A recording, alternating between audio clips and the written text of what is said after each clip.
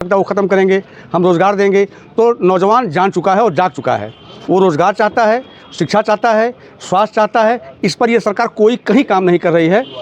Bulldozer Modi Yogi चल रहा है, लेकिन हत्याएं अभी बीजेपी के नेता प्रमोद यादव की हत्या भी 1 घंटे पहले हो गई। 4 दिन पहले कुल्हाड़ी से मार दिया गया। यहाँ 400 पार नहीं हो तो 500 पार बताएंगे, उनको क्या है। पूरा देश ईवीएम पर सवाल उठा रहा है। चुनाव आयोग के सामने तमाम पार्टियों ने शिकायत किया है। अब वो ईवीएम की सरकार है, वो 400 पार 500 पार, जनता के वोट पर उनको विश्वास नहीं है। अगर जनता के वोट पर विश्वास होता तो उनको 400 पार। लोकतंत्र खतरे में है। नौजवान, किसान और जवान तीनों परेशान हैं। शिक्षा, रोजगार, सड़क, सुरक्षा, सारी व्यवस्थाएं चरमरा गई हैं। इस देश में एकदम लोकतंत्र समाप्त सा हो गया। अभी चंडीगढ़ के मेयर का चुनाव, पूरी लड़ाई चुनाव में लोकतंत्र को बचाने के लिए पूरे हम एकजुट साथ में खड़े हैं और निश्चित तौर से 2024 का जो परिणाम आएगा ये पूरे भारत में चौंका देने वाला। हम दोनों के दोनों सीटें भारी मतों से जीत रहे हैं। 2024 को चुनाव को लेकर हम लोगों में भारी उत्साह है और जनता पूरी तरीके से तैयार है। और इसलिए तैयार है कि जो बेरोजगारी और किसानों के साथ और जो पूरे भारत में सारी संस्थाओं को एक लोकतंत्र की जो करारी हत्या भाजपा द्वारा की जा रही है उससे पूरी जनता करा रही है। और हमारा इंडिया गठबंधन पूरी तरीके से इस लोकतांत्रिक व्यवस्था को की हत्या करने वाले इन भाजपाइयों और संघियों को निश्चित तौर से 2024 में भारी मतों से और भारी सीटों से उनको पराजित करेंगे। और पूरा नौजवान, किसान सब तैयार है पूरी तरीके से। जौनपुर में 2 लोकसभा सीटें हैं, तो कितनी सीटें? दोनों, हमारी दोनों लोकसभा, हम पूरी तरीके से हमारे हर विधानसभा में बूथ वाइज तक हम लोग पूरी तैयारी के साथ पूरी लड़ाई चुनाव में लोकतंत्र को बचाने के लिए पूरे हम एकजुट साथ में खड़े हैं। और निश्चित तौर से 2024 का जो परिणाम आएगा ये पूरे भारत में चौंका देने वाला। हम दोनों के दोनों सीटें भारी मतों से जीत रहे हैं। लोकसभा चुनाव को लेके हम लोग गठबंधन के साथ हैं, इंडिया गठबंधन के साथ हैं। देश में पूरी तरह से हाहाकार है। सत्तासीन सरकार एकदम से बेलगाम निरंकुश हो गई है। लोकतंत्र खतरे में है। नौजवान, किसान और जवान तीनों परेशान हैं। शिक्षा, रोजगार, सड़क, सुरक्षा, सारी व्यवस्थाएं चरमरा गई हैं। इस देश में एकदम लोकतंत्र समाप्त सा हो गया। अभी चंडीगढ़ के मेयर का चुनाव आपने देखा किस तरह से लोकतंत्र का गला दबाया गया। तो पूरी जो प्रशासनिक मशीनरी है उसको हैक कर लिया गया है। सरकार एकदम से बेलगाम हो गई है, अनियंत्रित हो गई है। किसान आंदोलन पे बैठा है, पहलवान आंदोलन पे बैठे थे, आपने देखा उनका क्या हुआ। पूरी तरह से लोकतंत्र की हत्या हो गई है। लोकतंत्र को बचाने के लिए, संविधान को बचाने के लिए इंडिया गठबंधन के साथ हम पूरी तरह से समर्पित हैं। इस सरकार को आगामी 2024 के लोकसभा चुनाव में हम उखाड़ फेंकेंगे।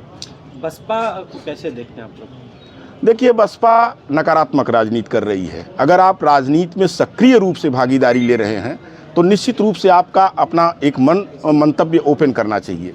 बसपा को खुल के कोई बात करनी चाहिए। अगर उनको गठबंधन में आना है तो उनको खुल के बात करनी चाहिए। उनका जो अपना दृष्टिकोण ओपन नहीं है। तो नकारात्मक राजनीति करने वाले लोग सफल नहीं होते राजनीति में। राजनीति वो सफल होता है जो सकारात्मक राजनीति करता है। इस समय बसपा की जो ढुलमुल नीति है वो एकदम से निगेटिव राजनीति के तरफ है। अब उसका क्या कारण हो सकता है वो तो उनके प्रमुख, जो पार्टी के प्रमुख है वही बता सकते हैं। लेकिन आम जनता को ये लगता है कि ये नकारात्मक राजनीति शैली है बसपा की। बीजेपी कहती है इस बार 400 पार। 400 पार नहीं हो तो 500 पार बताएंगे, उनको क्या है। पूरा देश ईवीएम पर सवाल उठा रहा है। चुनाव आयोग के सामने तमाम पार्टियों ने शिकायत किया है। अब वो ईवीएम की सरकार है, वो 400 पार 500 पार, जनता के वोट पर उनको विश्वास नहीं है। अगर जनता के वोट पर विश्वास होता तो उनको 400 पार का नारा लगाने का क्या उचित है। आप अगर इतने मजबूत हैं तो आप सरकारी मशीनरी का प्रयोग क्यों कर रहे हैं। ईडी, सीबीआई विपक्षी नेताओं के ऊपर क्यों लगा रहे हैं। और जितने भ्रष्ट नेता हैं आप में समाहित हो जाते हैं तो आपकी वॉशिंग मशीन से वो साफ हो जा रहे हैं। तो 400 पार का नारा महज गुमराह करने के लिए, जनता को बहकाने के लिए लगाया गया। स्थिति यह है कि ये पूरे भारत से, खास तौर से दक्षिण भारत से और उत्तर प्रदेश में ख़ास तौर पे ये फैल जा रहे हैं, ये एक हवा चला रहे हैं कि ऐसा कह के हम वोट एकत्रित करेंगे। 2024 के लोकसभा चुनाव जो है देश के लिए जो है विगत जितने भी लोकतांत्रिक ढांचे गिराए गए हैं सब पर कील का पत्थर होगा। और एक चीज़ आप जान लीजिए, सब झूठ बोलते हैं। जैसे रामकृपाल भाई कह रहे थे ना कि 400 के बाद झूठ बोलते हैं। 6% 5% एरिया पर भी इनका कब्जा नहीं है। केवल यहाँ गुजरात में इनकी सरकार है और एक तो जिसे कारपोरेटर नहीं होता उत्तरांचल में है, और 400 के पार नारा देते हैं, केवल झूठ बोलते हैं। इनके खिलाफ कम से कम 70% नौजवान खड़ा है। ईमानदारी से वोट की काउंटिंग का विश्वास उसको नहीं हो रहा है। अगर ईवीएम के माध्यम से ये सरकार बना लेते हैं तो सरकार नहीं चलेगी, लोकतंत्र कायम होगा। और ये लोग कहते हैं 400 के बाद तो हारोगे, 100 सीट कहाँ हारेंगे भैया, बता दें, एक ही बता दें। 400 सीट जीतना चाहते हैं ये नहीं बताते, केवल जो इनके अंधभक्त हैं उनको फर्जी स्लोगन देते हैं, उत्साह भरते हैं। मतलब ज़मीनी हकीकत ये है कि गरीब, मजदूर, किसान, नौजवान सब इनके खिलाफ खड़े। एक उदाहरण मैं आपको दे दूं, अखिलेश जी जब मुख्यमंत्री हुए थे उन्होंने घोषणा किया था कि हम नौजवानों को बेरोजगारी पेंशन देंगे। काउंटिंग के पहले ही हर रोजगार कार्यालय पर लाठीचार्ज हो रहा, इतना रजिस्ट्रेशन हो रहा था केवल बेरोजगारी पेंशन के लिए। और इस समय तो इंडिया गठबंधन कह रहा है कि हम जो ये सेना भर्ती वाला फर्जी वाला हिसाब किताब वो ख़त्म करेंगे, हम रोज़गार देंगे। तो नौजवान जान चुका है और जाग चुका है। वो रोज़गार चाहता है, शिक्षा चाहता है, स्वास्थ्य चाहता है। इस पर ये सरकार कोई कहीं काम नहीं कर रही है। बुलडोज़र मोदी योगी चल रहा है, लेकिन हत्याएं अभी बीजेपी के नेता प्रमोद यादव की हत्या भी 1 घंटे पहले हो गई। 4 दिन पहले कुल्हाड़ी से मार दिया गया। यहाँ एक शिक्षक नेता की हत्या हो गई। हत्याएं तो इतनी हो रही हैं, शासन कुशासन की सरकार नौजवान जान गया वो फेंक देगा।